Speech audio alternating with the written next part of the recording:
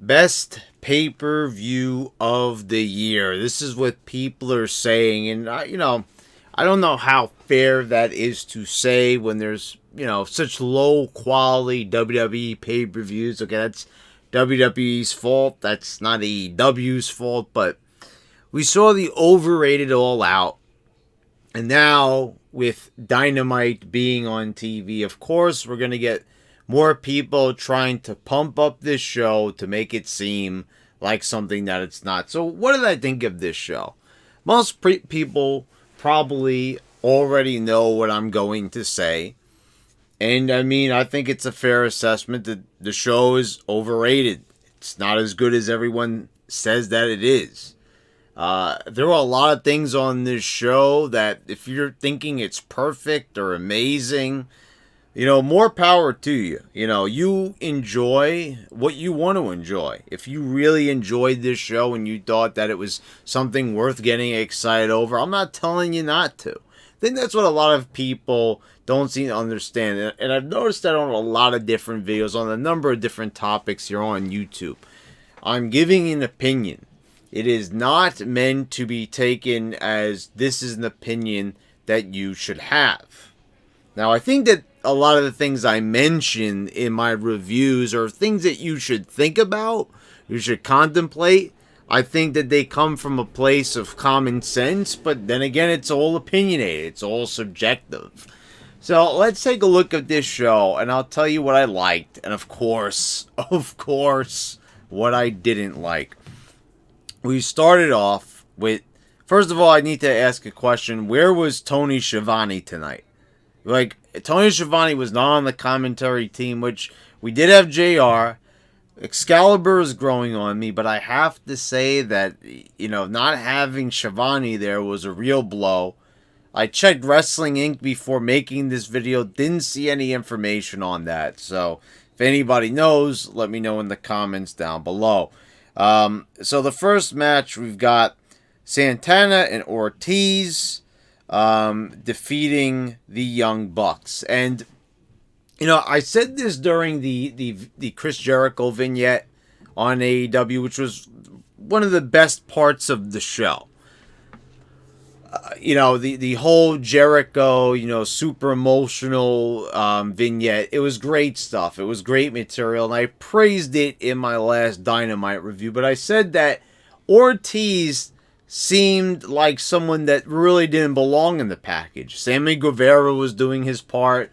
Jack Hager was doing his part. Jericho, of course, was doing his part. Virgil, whoever was playing the Chris Jericho's aunt's friend from church's part, But Ortiz stood out as a guy that really didn't have a lot to contribute. So, during this match, there was just a lot of goofballishness from this guy.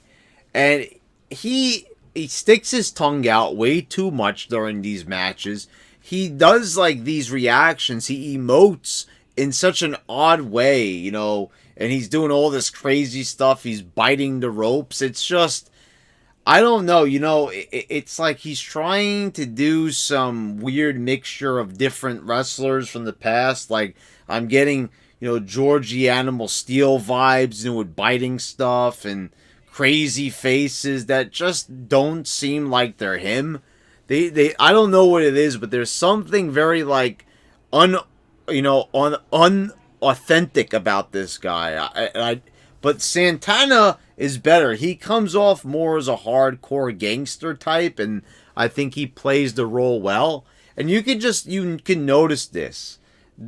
Pretty much the problem with Ortiz is he tries way too hard. Also, the Young Bucks, one of them botched something. They fell off the top rope, hurt their leg. I'm not sure if they were selling something here because there wasn't any work really being done on the leg, or at least it wasn't emphasized. Not really too sure what happened there exactly. They end up getting the win. This wasn't really as spotty as a typical Young Bucks match, mostly because, Santana and Ortiz kind of kept them grounded throughout. They are a much better tag team than the Young Bucks, I will say that. There's definitely more of a slower pace. There's more of a focused approach to it. But this guy Ortiz with the facials, it really felt like one big cartoon half the time. So it was okay. But like to kick off a show, I know we want like smaller, faster guys, but like this is like the type of show that if you paid for this show, if you paid the $55 for it, like I have to ask you a question. Like, do you really start off the show feeling that this is, money well spent?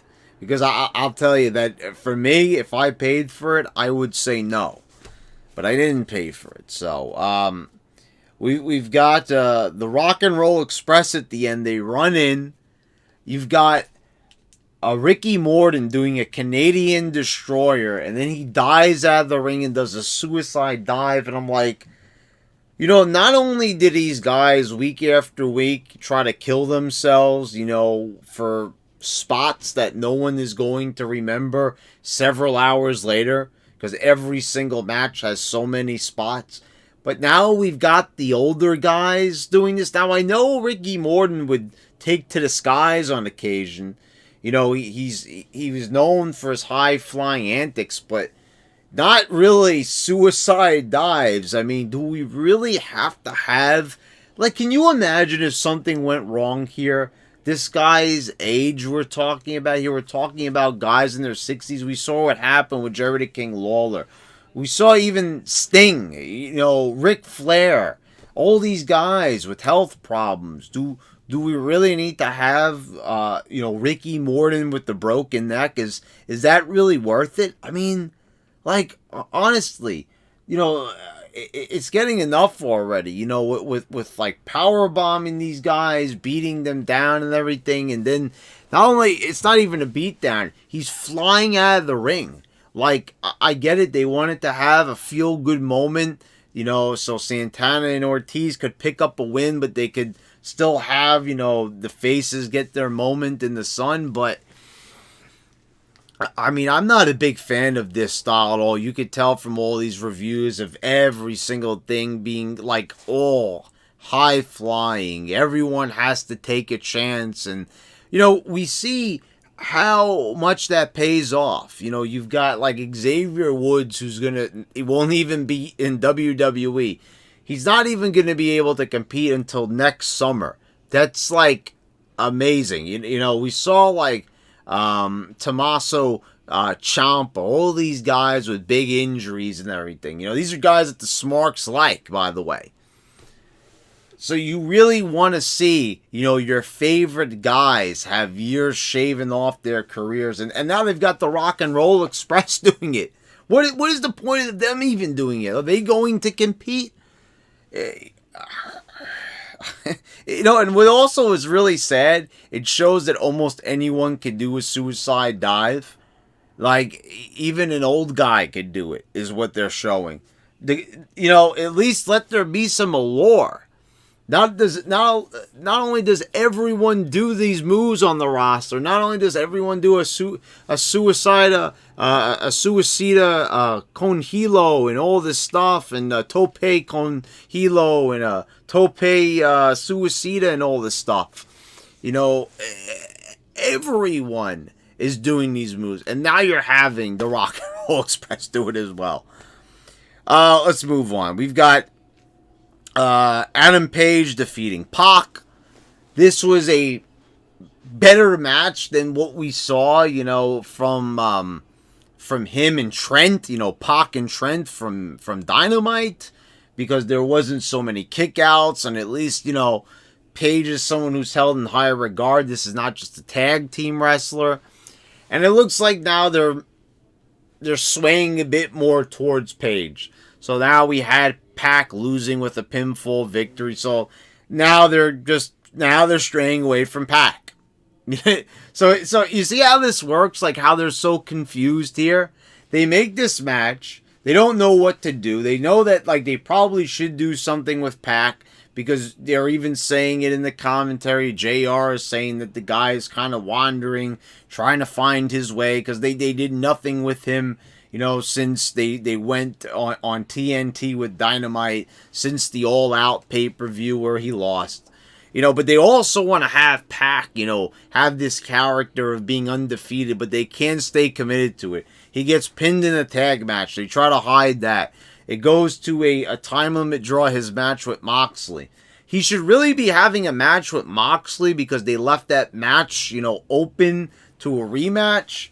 You also got the paradigm shift at the end of that match. Barely any follow-up to that.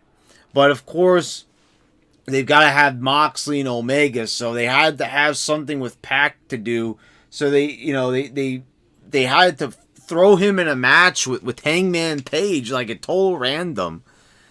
And, I get it, like, they had a tag match a few weeks ago, and, the storytelling here is just plain awful.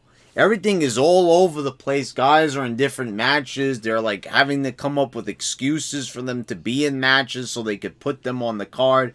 Guys are already wandering.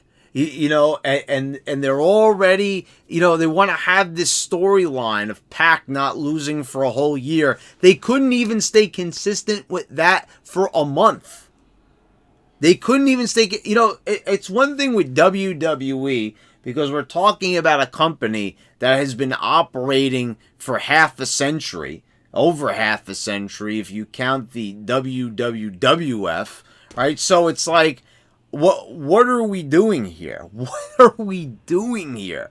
I mean, honestly, we've got a company that can't even stay consistent from their debut up until now. There's only been 6 episodes so far of Dynamite, and they get their pay-per-view and they've already tarnished everything with Pac. So now they better have something for Paige. Because they weren't really doing a good job telling us why this guy was important. They had him say a naughty curse word, as Pac said on Dynamite.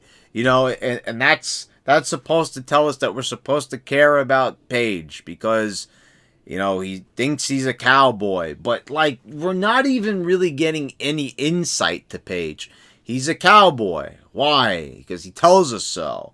And he has a cowboy-like theme song. So, but there's nothing really telling us what's so cowboyish about him. Sometimes he dresses up in cowboy-like garb, but there's no character there. There's nothing. This is, this so early into it. They should have launched Dynamite with their characters and stories ready to go. They were completely unprepared, and now we really have a mess here. At least this wasn't as spotty as the Trent match. But then again, Paige is not really that kind of a guy. I definitely have a higher opinion on him than I did when I started reviewing Dynamite and these AEW shows. Now that I've had some time to really take a look at some of his work and how he goes about things in the ring, but I could only judge him based on the ring because that's all they show us. It's just matches. There is more character development in WWE, as sad as that is to say. I hate to say it, but it really is the truth if we're comparing things. We've got Shawn Spears defeating Joey Janela, and I'm just, I'm at the point really with Shawn Spears where I'll never really understand this guy and why everybody is so into him. I think a lot of the allure has worn off. I don't know, they came all in with the the chairman gimmick. He smashed Cody in the face, and now he's just a mid-carder. How do you go from attacking the top guy, the vice president of the company, to just wrestling Joey Janela? And there's just a lot of silly spots here, like tying his ponytail with the tag rope. And I did like the part with Blanchard doing the spike pile driver. That's the other thing I gotta really say. It's like they really don't care about the health of these wrestlers. Pile driving them on the outside. There's a reason why the pile driver. And I agree, because why they outlawed the move in WWE. After what happened to Stone Cold, they almost lost one of their biggest stars. We almost never got to see, the Attitude Era. We almost never got to see Stone Cold rising to the top and winning the World Championship due to the pile driver. So there's a lot of pile drivers going on in AEW. I mean, this move is used almost every single show. And you top that off with, guys doing, suicide dives every single match, flips and everything. And, I'm telling you, you're going to have really big problems with this roster with people getting injured.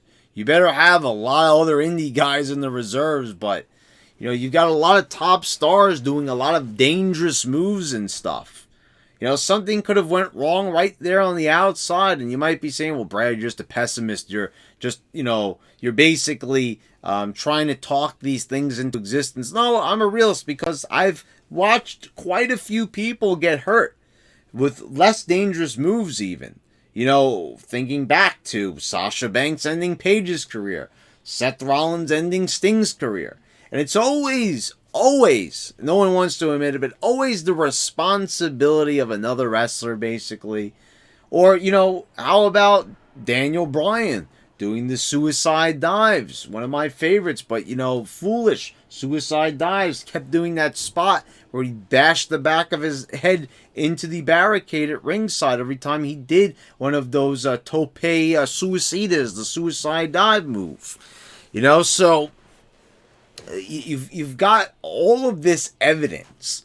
You've got all the concussions. You had the whole concussion lawsuit with all the wrestlers that, got shot down in court. There's so much evidence here. You see how many wrestlers are having health problems, retired wrestlers who can't enjoy their retirement because they're having so many different issues. And how are you going to sit here like this is... The crowd is bloodthirsty. The internet fans are bloodthirsty. You have so many people in the YWC who are dishonest, who don't like to talk about that. They like to make like they're crusaders here, saying 5-star matches. This is great wrestling. This AEW has, they're talking about we're gonna have health care for wrestlers and everything. What's the point of having health care if you're going to purposely get your wrestlers injured? I mean, is that why they have it? Because they know that these wrestlers are going to require neck surgeries, ACL surgeries, and what have you? I mean, it's almost like they're preparing for the worst because they know that something bad is going to happen. It's what they need is, we already said this, these wrestlers need to unionize. It's been long overdue, and it's not going to happen anytime soon, but Cody Rhodes and the Young Bucks and Kenny Omega and Tony Khan, they're all saviors. They care about wrestlers, but yet they're making them do some of the most dangerous things ever. So it's like, it's complete phoniness. I'm just saying. But anyway, this was an okay match, but it's like Shawn Spears and Joey Janela. How do you watch a match like this and get excited for it? Unless you're just like some of these people, and I understand you like something about Shawn Spears. I don't know if it's that empty deer in headlights look, but you enjoyed Shawn Spears' work in NXT, and you want to see this guy do well because he wasn't given the opportunity he deserved on the main roster in WWE. And if that's what you're looking for, then I could see why you might be excited for a Shawn Spears match. But then you've got people like me who like a little bit more than a Shawn Spears, than a plain looking guy with a mohawk. You can put him next to a legend like Tully Blanchard. He's still going to be a bland, boring wrestler. Like, I'm just saying, there's so many people on this show where they're just good wrestlers. We're good wrestlers. We don't need to have a character. This is what Seth Rollins said like a year or two ago. I don't need to have a character. My character is being a good wrestler. I mean, even someone like Chris Benoit say, that, who didn't have a specific character, even he showed some charisma. Even if he wasn't given a particular character, he still came up with certain monikers and things, to entertain the crowd, certain, mannerisms. So there were different things, to wrestlers that didn't have a specific character gimmick. These people have nothing. They have nothing going for them. And Shawn Spears is one of them. It's what I'm basically trying to make the point here. Joey Janela, I don't know, they keep on doing things with the guy's hair. He has a Tron entrance. Besides that, why do we like Joey Janela? Why should we be invested in Joey Janela? Why should we be watching a match saying we paid good money for this pay-per-view? And Joey Janela, he deserves to have a match on this pay-per-view. Like, does anyone realize this? They're paying $55 for this show, and you're getting Shawn Spears versus Joey Janela. And unless you're a hardcore indie guy, and you're a big fan of the indies, how are you going to really justify the purchase of this, pay-per-view when you have matches like this on it? I'm just saying. SCU defeated the Lucha Dragons and Private Party. Spotty 3-way match, 1,000 different moves. We've already seen this. It's just, now it's a 3-way. So instead of seeing all the individual matches. Then at the end, there's another guy dressed up as Pentagon. And it's like, wow, this is interesting. They're doing the whole doink thing, the mirroring. I move this way, you move that way. And, of course, it's just Christopher Daniels, returning 3 weeks later. Okay, it's like, are we really supposed to get that excited about this return?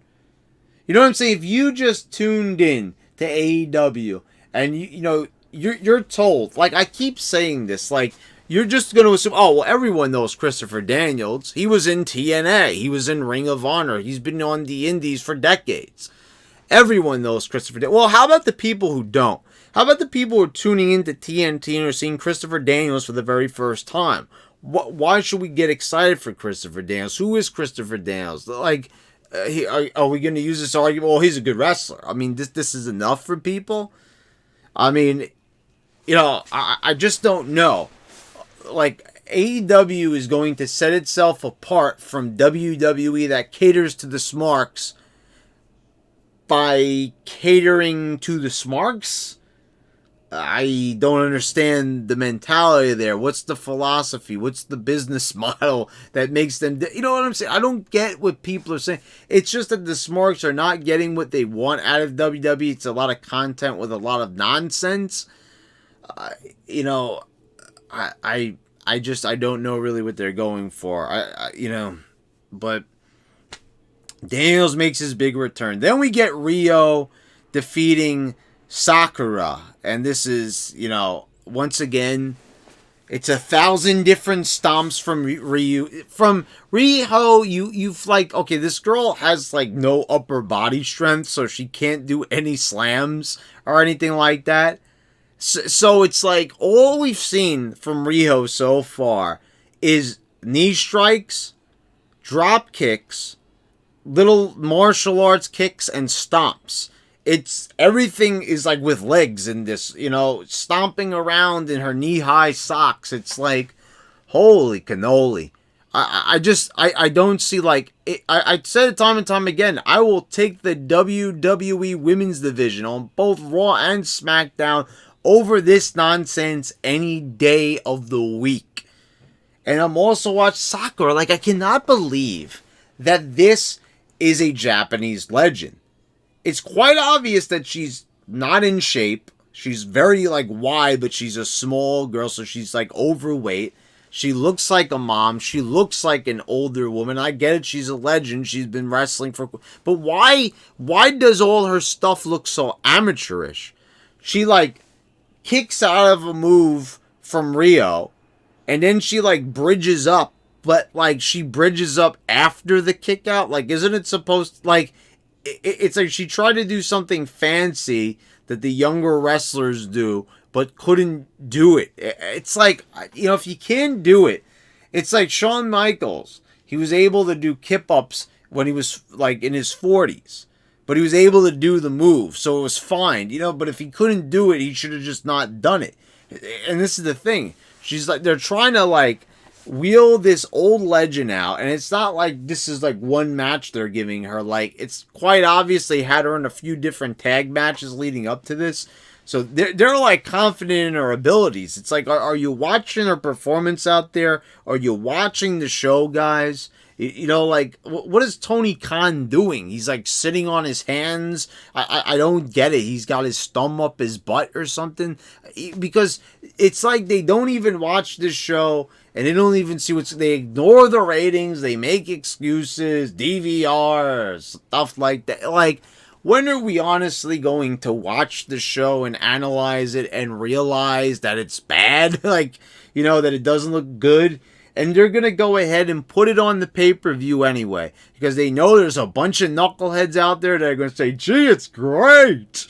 It's fantastic. You've got a bunch of Tony the Tiger Mama Lukes out there saying everything is great, stupendous, wonderful, sensational, marvelous. It's enough already. You've got an old, overweight woman in there, and she's going against a girl who she trained. And the thing is, like, so now you kind of understand why, because she wasn't even that great of a wrestler to begin with, apparently. I guess that's not really fair to say, because I never really watched any of her younger stuff. Of course, people are going to hate on me for that. The New Japan fans are going to come. And, this Rio girl, it's like, she's not good. So you have to, like, point the finger at the one who trained her. Letting her go, say like, okay, Rio, you're ready to go. You're ready for the big time right there, and have her graduate wrestling school. The work speaks for itself in the ring. This is amateur hour here. I will take Cringy Lynch over Rio any day. Because at least when Becky gets in there, at least when Cringy Lynch gets in there, I look at the moves, and at least they look half decent. At least it's not a barrage of, kicks and stomps that look like total garbage. I cannot stress enough how much the stomp looks horrible. I've ranted on it extensively when it comes to Finn Balor and when Del Rio used to do it. There is nothing dumber than a wrestler jumping from the top rope, stamping their feet down on somebody, nearly breaking their ankles for a move so dangerous. It's not even worth it because it looks bad. It just doesn't look good. It's not appealing to the eye. So what's the point of doing a super flashy high-risk move when it doesn't even look good? And I'm not the only one to say that. I've heard even Smart say that the stomp looks stupid. So it's probably best just to stop it and get a different move for her that she can spam, because she spams that move way too much. It looks like garbage. And a girl that light, like, isn't it kind of easy for her to get injured? And I'm telling you, it will happen. This girl's getting thrown around and stuff. They're trying to turn her into the Spike Dudley of the women's division. The only difference is she's a girl, so she's going to be more fragile. But, you can't say that because, that's not the proper day and age for that, I suppose. Chris Jericho. Oh, God, here we go. All right, so, you could say, well, that was the mid-card, Brad. Get ready, because here's the main event attractions. Here's the big matches. So these are going to be good, right? Okay, let me just state something before we go any further. Everyone on this show worked extremely hard. Should they have formatted their matches better? Yes. Should they looked less rehearsed? Yes. Should these wrestlers probably concentrate way more on their characters and, their facial expressions and their mannerisms, everything about them, their look, their personality, instead of concentrating on how many moves that they could fit into the time span of their match? Yes, to all of the above. But they worked extremely hard. They put their bodies on the line, and I don't need to run through all this nonsense. You know that, the effort doesn't need to be said. They work hard. They travel around. It's not an easy business, and you've got a guy on the internet criticizing them, but it's only because I'm talking about, like, this stuff doesn't work, and it's proven that it doesn't work. So that's why I have to say it here, because, like, all this different stuff that they're doing is totally unnecessary. They don't have to do all these flips and kicks and, roo-ha-has and all that crap, because, like, all they have to do is just wrestle more realistic matches, which would, like, add years onto their careers instead of subtracting it by doing all these stupid looking moves. So anyway, Jericho and Cody Rhodes. So, guys, this is, like, you're gonna see, like, why everything I said and what I've been saying since reviewing AEW is true, because you just need to watch this match. And what's the best way to start with anything? From the beginning, right? So Cody Rhodes comes out. Okay, he's done this entrance before, but it's the big grand entrance. Cody Rhodes puts himself in the main event. Damage control. If I do this match, I'm not going to go for the title anymore. Because, I said it from the beginning, that we're sick of having, wrestlers and management putting themselves over. He's talking about Triple H. He's talking about his father. It's a very controversial thing, but he knows that he's guilty of it. He knows that he's guilty of it because the guy knows that he's overrated. He knows that most fans in WWE weren't even that into him. There was many other wrestlers that we thought should have went over. And case in point, probably his tag team partner, Damian Sandow, when they were the Rhodes Scholars.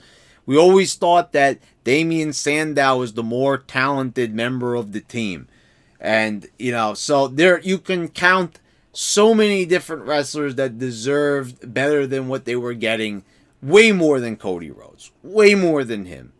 And we all know that, like, Cody Rhodes is not as good as Goldust. He's sure as hell not as good as his father. But he's got to make sure he mentions his name time and time again. So you remember that he's relevant. Hey, guys, I'm relevant. Remember, I'm the vice president. But hey, I'm not like Triple H. I'm not like those guys. So this guy has to try everything in his power to try to make it seem like he's innocent and that, he's one of you, and I get so sick of hearing this and people buying into it, and then people say that it was a great promo because he calls somebody a part of the male anatomy.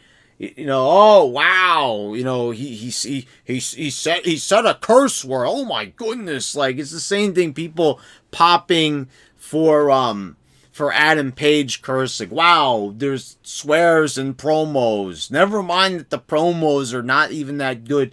It's like, what did Cody even say? And people said that it was a passionate promo. Because he's basically telling you the truth? That he's putting himself over in matches because he's part of management? Like, you're stating a fact. It's not really a good promo if you're not stating something, that we don't already know. So he's got the biggest, flashiest entrance. He's got the most pyro. You know what I'm saying? Give yourself a better entrance than the Young Bucks. Give yourself a better entrance than Adam Page. Give yourself a better entrance than Pac. Give yourself a better entrance than Shawn Spears, Joey Janela. More pyro than even the Lucha Dragons. I mean, like, what? Like, it's so funny to me because he's so full of it, Cody Rhodes. This guy talks so much trash to everybody, making like he's the victim. This is the ultimate SJW when it comes to professional wrestling. You've heard all the things that he said about, this is all about diversity, guys. It's all about a number of different stuff. It's all the same style, Cody. It pains me so much that, like, I am all for competition with the WWE, and I've been saying this ever since my first ever AEW video. But why did it have to be put in the hands of Cody Rhodes? And someone who looks like such a big time nerd like Tony Khan. Look at this guy. I mean, just, oh God. I mean, man, like cringe master. Total cringe master in Cody Rhodes. So, we're having the match. And Cody, oh my God, we got to make sure that we have another tope in the match. God forbid a match goes and it doesn't have a tope in it. God forbid it doesn't have a plancha in it. So we've got to have one. Cody goes, dives over the top rope, forgets that there's a ramp like leveled with the entrance, forgets that that's there, smacks face first into it. This guy gets one of the biggest cuts on his forehead. Holy cow, like, that was stupid. People are saying, oh man, he gave his body for... No, he was stupid. He was a dummy for doing that. Stupid move for something that didn't even need to take place, because there was 1,000 other planches before this one. So he goes, he dives out like a fool, just has like no depth perception. He just flies over the top rope like a fool. Smashes face first into the steel. Gets cut open. I'm looking online. He has this all these stitches here. Are you happy? Was that worth it for the big high spot? The Jericho moved out of the way anyway. It looked so stupid, so dumb. And like, okay, so the rest of the match was okay, It was all right. It wasn't like phenomenal. It wasn't breathtaking. It wasn't blowing my mind. Cody Rhodes' mom gets involved, slaps Jericho at ringside. Okay, little touch there.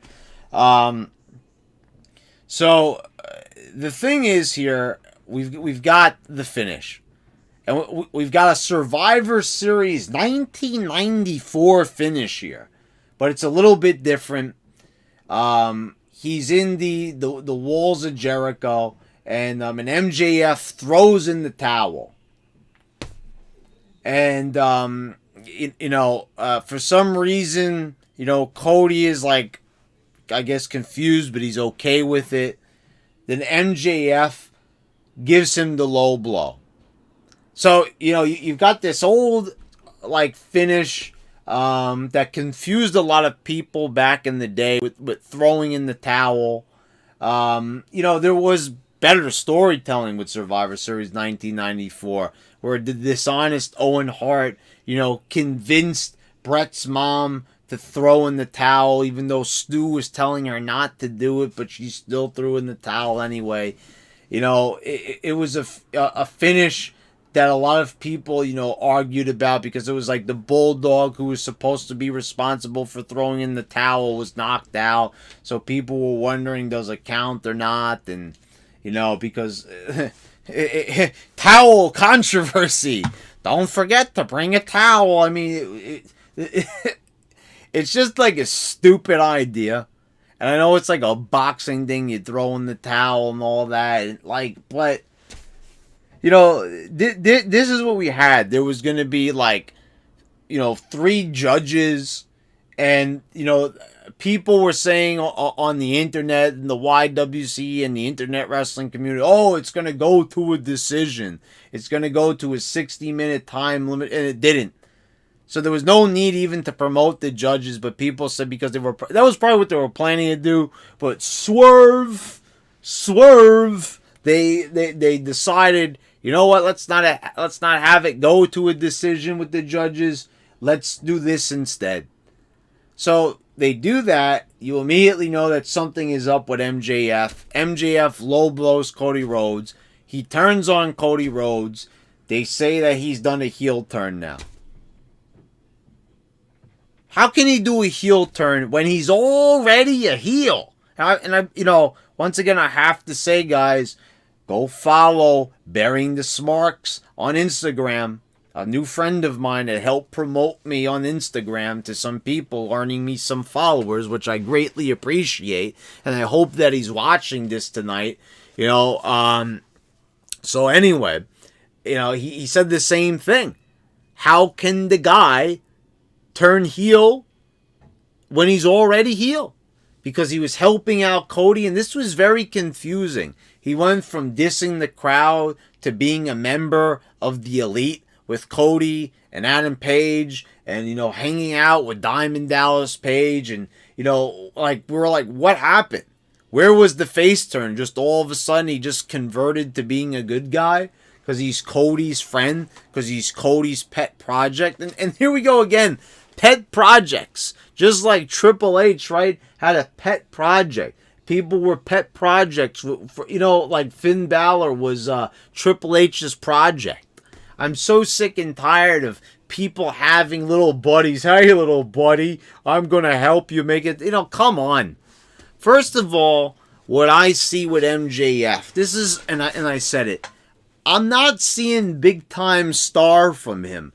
I'm not saying that the guy doesn't have a look to him, but he doesn't really jump out at me as someone who's going to make it to the big time. I'm just saying, I don't really see it like in him at all, like him being some big time star in the near future. I once again, it's like someone that the fans are pumping up and making, and it's really like weird because he's not even like one of these spotty guys or anything like that. He's not, I guess, he's been in the indies, so I guess that's his excuse of why people like him so much. I don't know.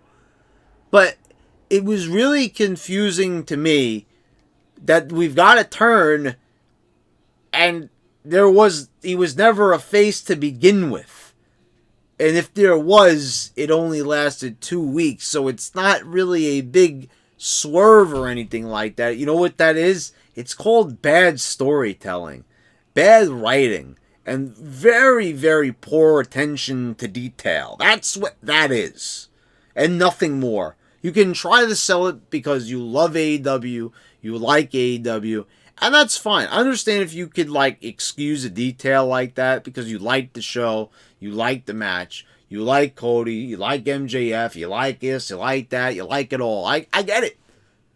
But the rest of us that expect a little bit more, that, we're used to seeing bad storytelling in WWE, so I'm sorry, when you're trying to sell AEW as being the cure for the common show, remember that used to be the Attitude Era moniker? Remember that? Well, seems like it's not the cure. It's starting to be the virus. It's starting to be maybe even worse than WWE in a lot of different ways. Anyway, so we'll move on to the main event, and I am sure that many people are probably curious to know how I feel about Jon Moxley and Kenny Omega in the Lights Out unsanctioned match. So it turns out that there's already been an unsanctioned match, and it took place with Joey Janela on AEW Dark. So already this concept is already been used for some. When did that happen? I don't know. But anyway, these guys, they did a lot during this match. They certainly did. And I'm seeing, even in the What Culture, one of their latest videos, that people are saying, did they go too far with this match? What's so funny to me is, did they go too far? People are asking this question, and they don't think that that every single wrestler on this show has already gone too far on every single episode of Dynamite so far. 6 episodes of Dynamite. How many pay-per-views? All Out, Fire Fest, and all this, and Double or Nothing. And you're still sitting there and you're asking, did they go too far? Yeah, they went too far. This match was kind of ridiculous to the point where peeling up the ring. Now, I will say there were a lot of cool visuals in this match, and I didn't hate the match. I didn't immensely dislike it, but to me, it's like every other single match on the card, just with more dangerous spots. And it got to the point where it was just getting ridiculous. And that's maybe why people said it, because this just got to the point where they were doing a little bit too much. You know, all this, like, I'm looking at this one spot where Moxley has got a barbed wire bat or the broom or whatever the hell it was. He scrapes Kenny Omega's arm. And, you know, he like, they're legitimately, like, using the barbed wire. And so, like I said, like, I give all the credit in the world for that. But then you've got Kenny Omega then immediately picking up a trash can and, you know, like, acting, you're not even going to sell the barbed wire? Like, okay. You know, they're bleeding all over the place. Then they get out the glass. They're smashing each other, dragging each other in the glass. They're shoving glass into Moxley's mouth. I'm like, you know, and then they go up on the stage. There's a superplex onto a bed of barbed wire. Meanwhile, the referee, you know, like, here's the other thing, what I have to say. If you're trying to set yourselves apart from WWE, stop, for the love of God. For Pete's sake, stop having the referee go, no, don't do it. No, like, I mean, it's getting out of hand. Like, there used to be a little bit of that during the Attitude Era and the Ruthless Aggression, where they would say to the referee, like, come on, like, stop it. Like, but now the referees are like, no, oh my God, like, they're overacting to the point where it's getting a bit ridiculous and it's starting to interfere with the matches. You know, it really reminded me of, you know, the goofy ref, you know, that's done this time and time again in WWE. I talked about this in my Hell in the Cell review when it was The Fiend versus Seth Rollins, that it was the same exact referee for Bray Wyatt and John Cena at WrestleMania 30, where he says, John, you're not, this is not you. You're a good person. And then he says that the same thing to Seth Rollins. You fast forward 5 years and he was saying the same thing to him. I mean, and now I don't know who this referee was, but he was like, just when he was up on the ramp, go listen to that part. He was just getting out of hand, acting like a cartoon character. You know, with all the facial expressions, he was also looking like Ortiz from the opening match. Just, no, like, oh God. So he superplexed on the bed of barbed wire, and it's like, okay. That's match ender right there, right? I mean, you know, the match should have already ended. And then they somehow managed to get up from that. And it just seems like really weird that, like, after going into a big bed of barbed wire like that they would get right up. But, you know, they do sell a little bit, but it should be sold longer because, like, that's a match-ending spot. But, of course, no. We have to extend it further. So it's like, that's the point here. And I think this is maybe why people started to realize it, because now this was more like, this was like more dangerous stuff that they were doing. They're falling on glass. They're using barbed wire to rip the guy's skin open. I mean, like, you know, now we're getting to a point where this having a match go for like a half an hour is like almost every match has got to be over 15 minutes is getting to the point of monotony and just complete stupidity. It's really getting to the point where, you know, it's getting out of hand because you're exhausting these wrestlers. They're giving it their all. You know that they want AEW to succeed, but they don't really understand that, like, this is really sacrificing all, you know, the fundamentals of wrestling and trying to make it look real. And they're doing stuff and they're doing it real, you know, but Like, they should at least really just kind of, especially this type. This is why it was disappointing to me. Because I appreciate that what all these guys are doing. It's a little bit ridiculous, all these different spots with the glass and everything. It's like, I really prefer the tamer hardcore nature of the WWE. Just like, there's no need to get like glass involved and barbed wire.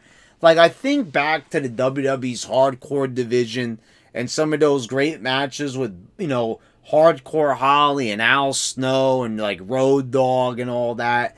And they didn't have to like do the whole like FMW style, in Japan with explosions and stuff. I was waiting for that to happen, but thank God that didn't happen at least.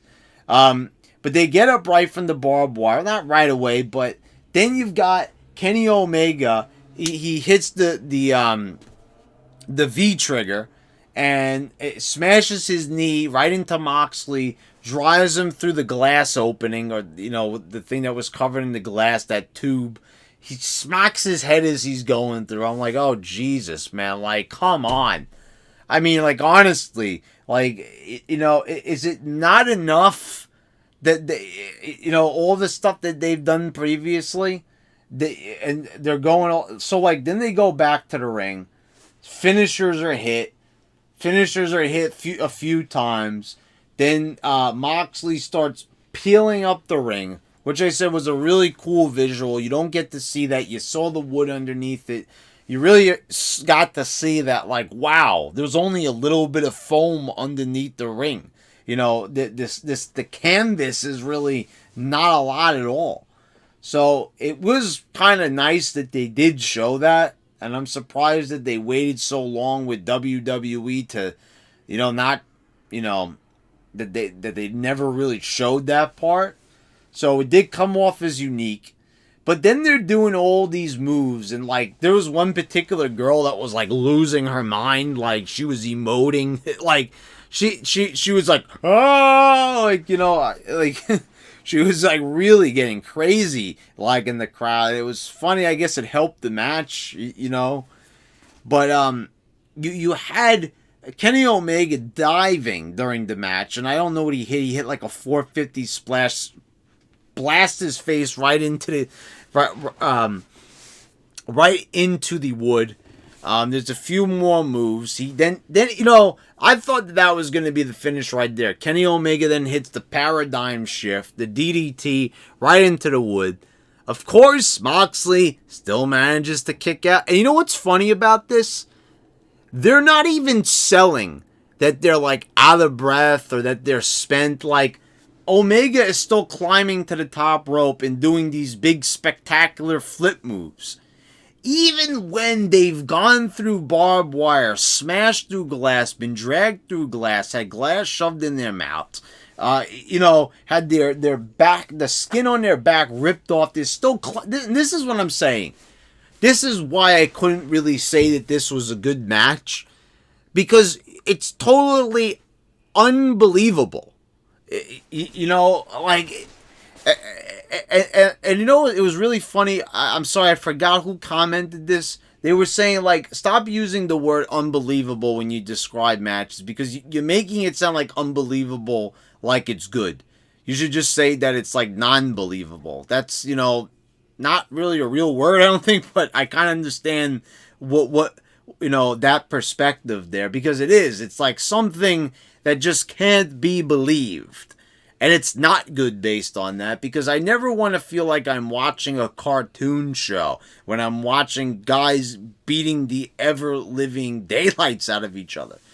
I shouldn't be saying that when I'm watching the show. But somehow, I'm watching a guy that just went through, hell, is climbing on the top rope, flipping. Okay, so Moxley then gets him, drives him down with the paradigm shift, and his paradigm shift is the magical paradigm shift because it's his move. So he wins the match. So this is what I'm getting at here. I didn't want to say it to the end. I believe that plans changed in the world title match. I think that they planned to have Cody and Jericho go to the 60 minutes. I think they wanted it to go to the judges, but they saw that people on the internet didn't like it. And of course, the smarks, you know. And so now that MJF like threw in the towel, it's an official decision. So now Cody shouldn't be able to challenge for the title again, right? But they're going to do a loophole because, you know, throwing in a towel wasn't really a stipulation or anything. And, like, I don't understand, like, why they would do a finish like that.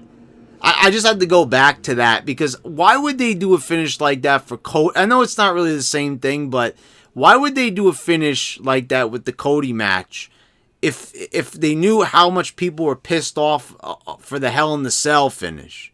You see what I mean? Like, that it's such, like, kind of a kooky finish right there, so... But I think that they knew that people didn't like it, and it was a bit of a predictable finish, so they changed it. And they did away with, like, the judges, you know, like the judges' finish. And instead, they went for, like, this other finish here at the last minute with the towel. So I think that left them with 30 extra minutes, basically. And what they did was they gave all that time to Moxley and Omega. And we were left with a near 40-minute match. And the thing was, when your match is going over a half an hour, and there's nothing on the line, and, like, first of all, why do these guys even hate each other that much? They barely even touched, you know... I don't really know. He drove him through a glass table. It was, you know, so maddening that Omega didn't even attack him on the next show. You know, they just kind of, you know, challenge each other with the weapons. Then Moxley kind of put the weapon down, you know, when Pac hit him from behind. Which is like, I felt like there was more consistent heat between Pac and Omega, and Pac and Moxley than there was with Moxley and Omega. Just go back and watch the episodes of Dynamite, because besides the first episode, there wasn't a lot of consistency there. You know, it really wasn't, especially after, you know, Dynamite, where they were kind of forced to team up a little bit. I don't know what to say here. Like, I just think that they really went too far. I'm on that side of the argument pretty much. But I think that I have a unique perspective, because the reason why I'm saying that they went too far is because the guy is climbing the top rope, doing a multiple flip maneuver when he's already been driven through everything in the arena. I mean, you know, at what point do we sell the injuries? We sell the fact that the match is hardcore and it's taking a toll on their bodies. It was too long. They did too much in it, just like every other match on the card, basically. And that is the name of the game with AEW. You know, it's absurd elite wrestling. That's basically what it is. Everything that they do on this show is completely absurd. All the matches are dragged out. You know, people say that they said this match was beautiful. like, it's beautiful. Is that, like, the right word to describe this kind of match? It's beautiful. Okay, it was really beautiful seeing Kenny Omega's back get ripped open by barbed wire. Whoa, it's gorgeous. Like, what? I don't know. So, like, this pay-per-view to me, guys, it's being totally overrated by the fans.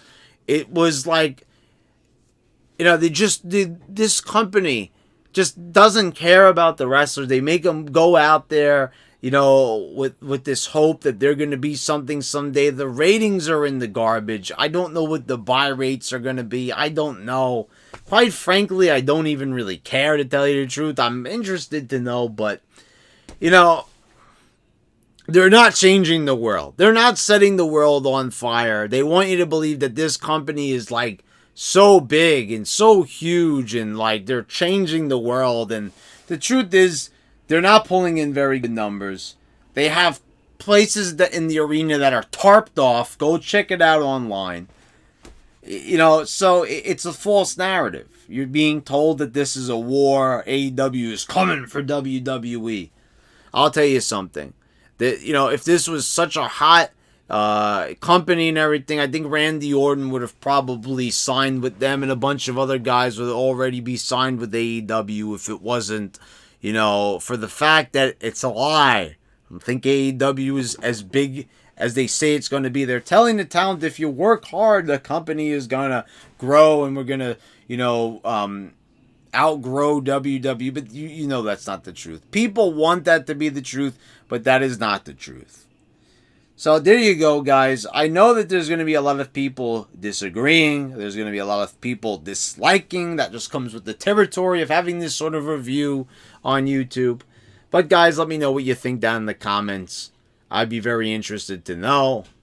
We'll talk down below about the show, of course. And subscribe if you haven't already. Click the bell so you get all the notifications when I post all my new videos. And guys, thank you all for watching. I'll see you next time.